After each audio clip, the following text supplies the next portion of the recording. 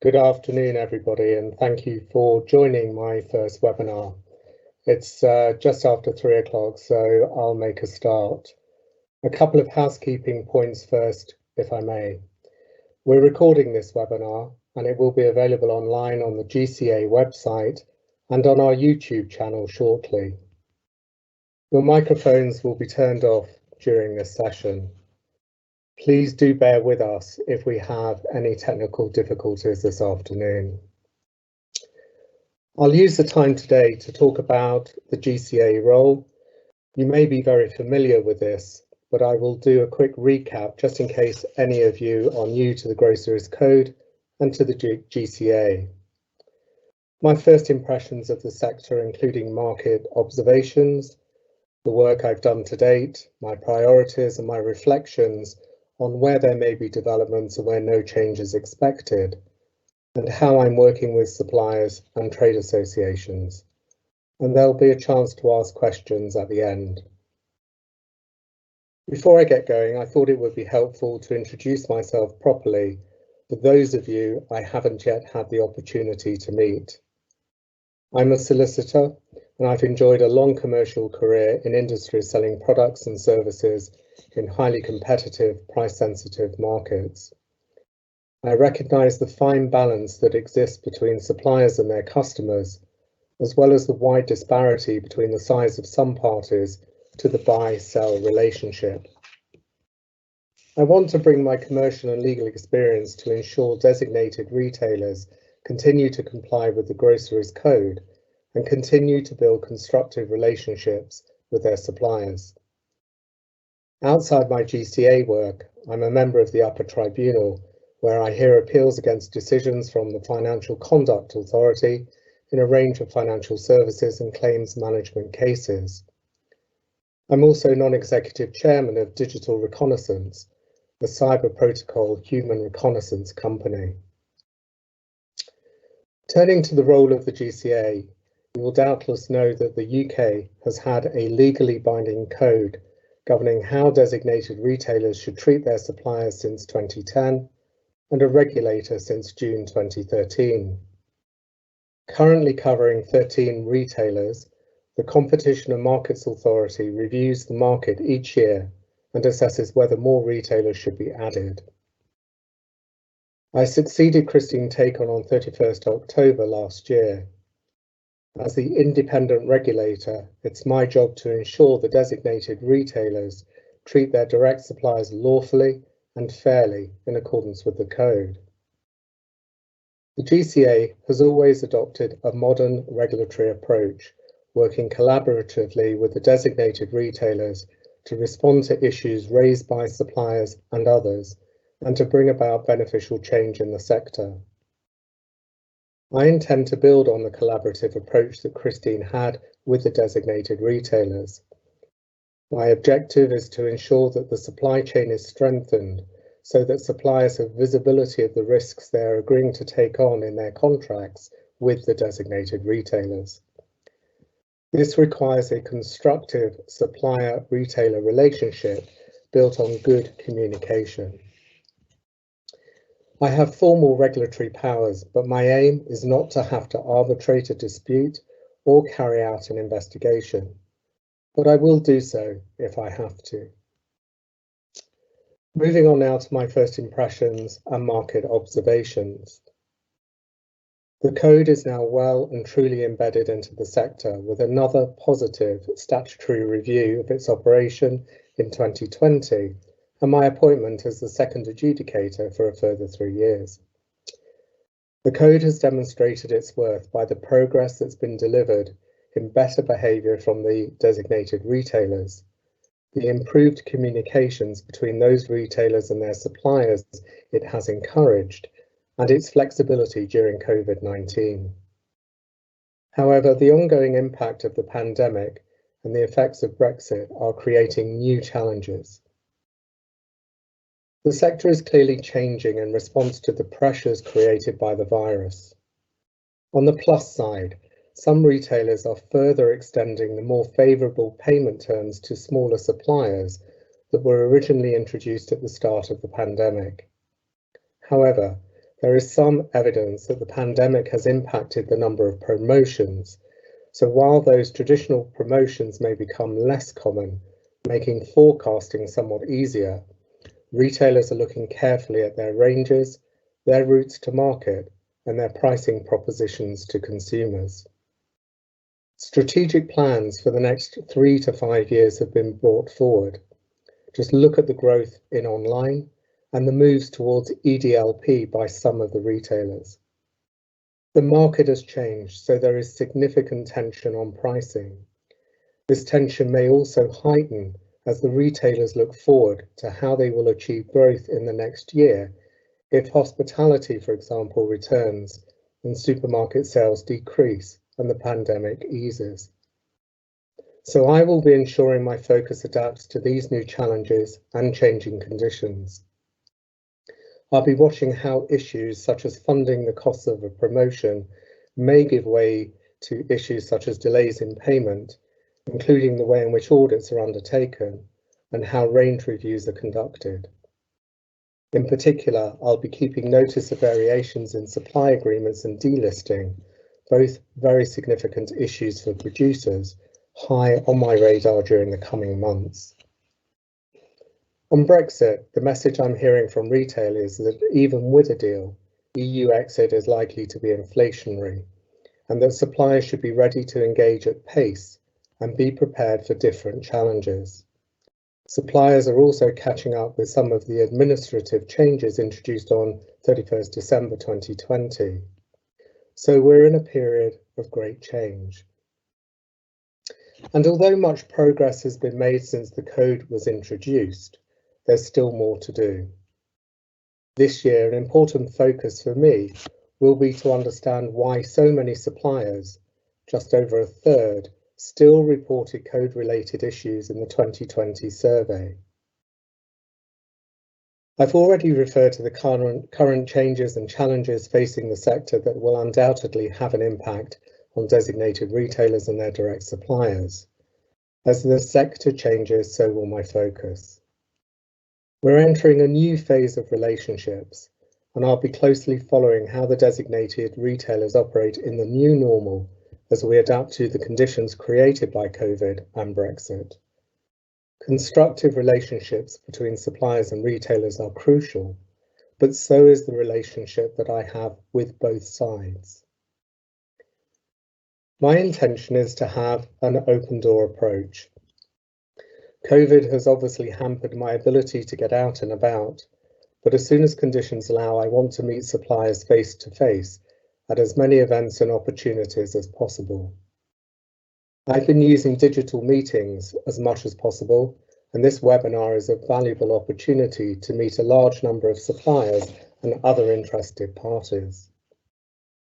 Whenever I meet suppliers, my strong message is that I'm there to support them, that I have an open door policy, and, vitally important, they can trust me to preserve confidentiality at all times. I have not seen any evidence that there has been retaliation from retailers, but I do understand that suppliers have very real concerns about retribution. A major focus for me in these early days has been to develop ways to increase suppliers' trust that they can raise issues with me and the retailer's code compliance officers in total confidence that their information will be treated confidentially. I want transparency to help dispel the fear of retaliation. Soon after I was appointed, I raised this issue of confidentiality with the CCOs. They all told me that their practice for some time has been to maintain confidentiality in discussions with suppliers. However, in such an important area, where concerns still persist, it's one thing to say something and another to have it in writing. And I'm very pleased to say that all the CCOs have formally confirmed to me that they will treat any discussions with suppliers in the strictest of confidence. The CCOs have also confirmed that it will be up to the supplier to determine whether they can disclose any details about the subject matter of their code-related discussion within their designated retailer. This commitment is now on the GCA website, alongside the most up-to-date contact details for the individual CCOs. Details are also available in my Code Confident pack.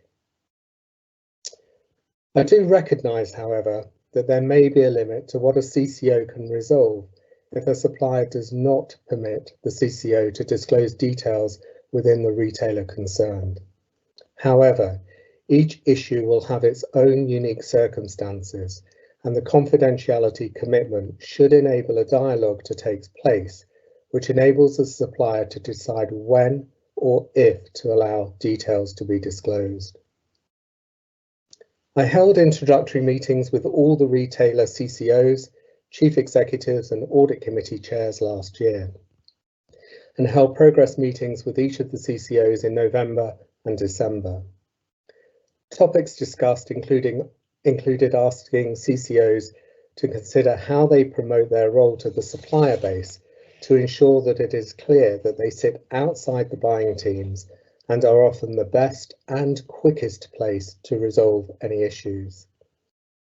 I also intend to drive forward the whole house approach to compliance and expand on previous discussions, looking at the tone from the top of the retailers and further exploring training, including the link between training, remuneration and assurance. I have also asked retailers about the types of audit they conduct on suppliers, as I want to better understand retrospective reviews, and I will also be clarifying how suppliers can benefit from the GCA voluntary commitment on forensic auditing. So look out for further news on this. I want suppliers to have total confidence in the GCA to protect those who bring me information. I have a legal obligation to protect the anonymity of suppliers who provide information to me, if that is what they wish. Yet in repeated annual surveys, a significant number still say they would not do so for fear of retaliation. I want to overcome any remaining concern in this area, and therefore on Monday of this week, I established a confidential platform hosted by an independent third party for suppliers to report behaviour by a designated retailer that they believe breaches the code. Suppliers can provide information anonymously and could also choose to continue to correspond with me through a secure postbox that protects their identity. Contact details are shown on this slide and are also available on my website. One of the most important ways for suppliers to tell me what they are experiencing is to complete the GCA annual survey. The survey closes on the 21st of February. I'm asking all suppliers and trade associations to please take the time to respond before it closes and to be as frank as possible. The survey has had a good level of response so far, but I want to hear from as many suppliers as possible so I can really explore issues more widely and deeply. YouGov carries out the survey on my behalf, and respondents are not identified unless they have given their consent. Respondents' details are never disclosed to retailers. The survey address is on this slide, or you can access it by visiting my website. Remember that the information you provide is treated in complete confidence. This year, there are two innovations. First, I'd like to hear from suppliers about examples of where they think the designated retailers are doing a good job. These will help me highlight success and share good practice. Second, after the main survey has closed, I'm asking YouGov to carry out some detailed interviews with suppliers on particular issues arising from the findings. If any supplier is interested in taking part in these interviews, please provide contact details at the end of the survey. As with survey responses, any information gathered from these follow-up interviews will be treated with complete confidence. As well as completing the survey yourselves, I welcome anything you can do to promote it with other suppliers who may not be on our database. The results of the survey will be published in the spring and summer, both on the GCA website and in my newsletter. I've relaunched the Code Confident campaign with a new message that suppliers should know it, use it, and grow their businesses. The Code Confident pack is now electronic and can be downloaded from the GCA website. I've also created a QR code for use on retailer websites, in retailer onboarding packs, and on business cards and so on. My advice is to get to know the code and to use it when or if you need to when dealing with the retailers. For example, when a retailer makes a proposal that is clearly contrary to the code. I expect the retailers to respond positively if this happens. If this does not happen, please let me know or your trade association. The GCA has built up strong relationships with a wide range of trade associations representing suppliers, and I'm keen to maintain and build on these. Trade associations are a key source of information for me. I've already published 2 newsletters, which you may have received from the GCA team. If not, please do download the newsletters from the website, where you can also subscribe to future editions. So we now have some time for questions. If you do have any questions, please use the chat facility to post them. I also received some advanced questions, some of which I've addressed during the webinar. Whilst any further questions come in, I'll turn to the other questions that I received ahead of time. So I've been asked about what is being done to help smaller businesses struggling with Brexit red tape, and what are the areas of focus to ensure that larger firms are not caught out on imports when grace periods end. Clearly, this is a matter for government and not for the GCA. However, I expect both retailers and suppliers to have an open dialogue as part of a constructive relationship, as was the case at the beginning of the pandemic, in order to overcome these hurdles and to keep the shelves stocked. I've also been asked about delays in payment, which has been a top 5 issue for the GCA for some time, and which often goes hand in hand with unilateral or unagreed deductions. I've been asked what the GCA will do to tackle this, and will it include requiring designated retailers to sign up to the prompt payment code.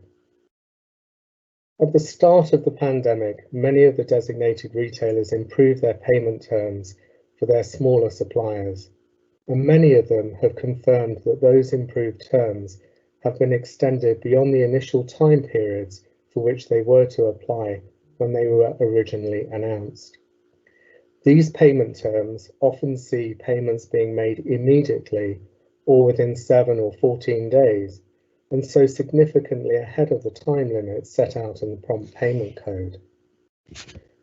As GCA, I'm keeping watch over how long the retailers take to pay their suppliers by looking at the reports that they file on their payment practices under the 2015 legislation. The Tesco investigation report made it very clear that suppliers must be given at least 30 days to challenge proposed deductions, with a proper explanation given of the deduction, referring to the methodology set out in the supply agreement. The code does not allow me to set the number of days for a retailer to pay a supplier, and I can only suggest that those retailers who've not signed up to the prompt payment code might consider doing so. I've also been asked whether I will proactively seek out suppliers to complete my 2021 survey, or will I just rely on suppliers coming forward? In a year in which it has been very difficult to meet suppliers face-to-face at events, we have significantly widened the advertising that we have done to publicise the annual survey, which, as I mentioned, remains open until 21st February. We have also asked all of our contacts to publicise the survey, whether this is amongst members of trade associations or clients of professional firms, regardless of where those suppliers are based. We haven't limited any of this to the UK, and have reached out overseas, as well as launching the confidential reporting platform at www.tellthegca.co.uk, which has no geographic constraints. As I mentioned earlier, we will be asking YouGov to undertake more deep dive interviews with suppliers who agree to participate once the survey has closed. I've been asked about how I'm reaching out to suppliers, including those who are based overseas, so that suppliers don't hear about me solely from the retailers. I believe that I should use all of the communication channels open to me to reach suppliers. That includes using the retailers and the CCOs to promote, for example, the Code Confident Pack, ensuring that suppliers can access the QR code in onboarding packs, speaking to trade associations and their members, this webinar, my newsletters, and so on. But as I mentioned in the webinar and in the earlier answer I gave, I believe that the launch of my new reporting platform at www.tellthegca.co.uk will enable overseas suppliers to report matters to me on a confidential basis and in their own business language and on their own time zone. And I'm looking forward to seeing suppliers use it. They can always contact me directly if they so wish, and I hope overseas suppliers will agree to further contact being made by YouGov as part of the 2021 survey follow-up. I've been asked about forecasting and how to remedy poor forecasting by the retailers, which then leaves suppliers at a disadvantage.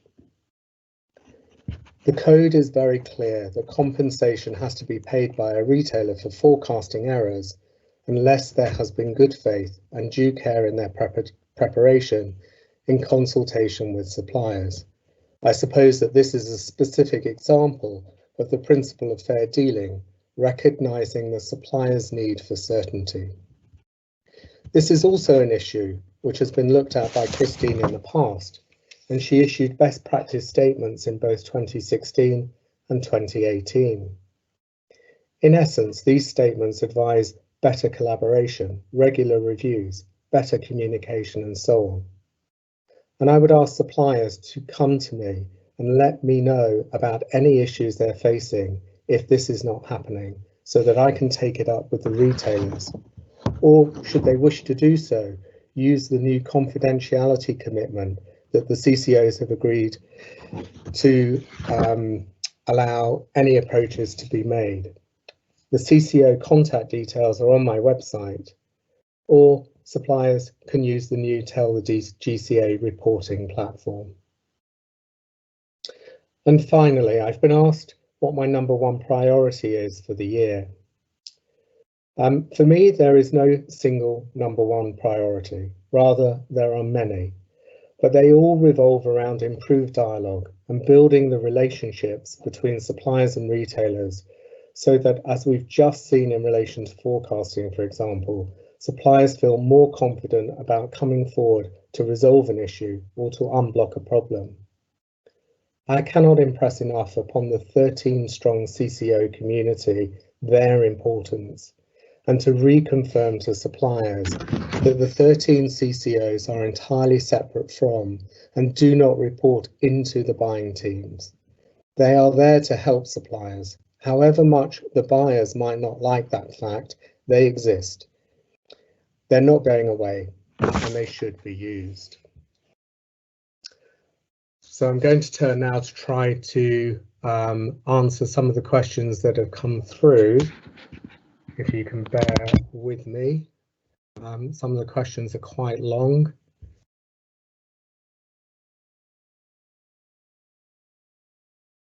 And I'm being asked about designation of additional retailers, such as Boots and Superdrug, and the turnover level stipulation, which was put in place a long time ago. And obviously that is a matter for the CMA. The CMA looks at the market every year and assesses the extent to which further designations should take place. I've been asked about whether I plan to engage with the wider retail teams beyond the CCO, and the questioner represents finance teams, and they want to establish positive relationships to engage on improvements. And the short answer to that is absolutely. I've been asked whether Booker is bound by GSCOP, and the answer is not directly. Tesco is the designated retailer. Booker is a wholesaler rather than a retailer.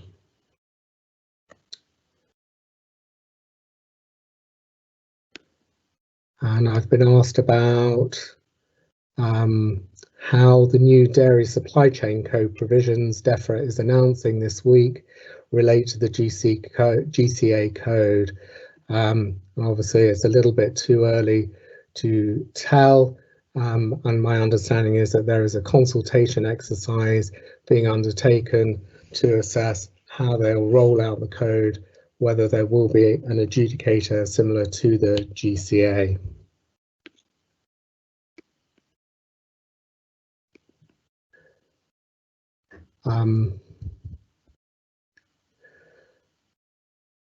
So I'm just reading the last question.